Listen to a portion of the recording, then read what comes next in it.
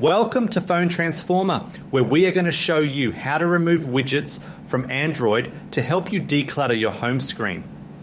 Cleaning up your display can actually improve your battery life and make your phone feel much faster, so now let's get started. Step 1. Locate the widget you wish to remove by swiping left or right through the various pages of your home screen. Finding the specific widget you want to target is the first step in customizing your layout to better suit your daily needs. Step 2. Tap and hold the widget until you see options like a red X icon, a trash bin, or a remove button appear on your display. This action triggers the edit mode for your interface, which is important because it allows you to modify the elements currently pinned to your screen. Step 3. Drag the widget directly to the red X or the trash bin icon and release it, or simply click the remove option that pops up.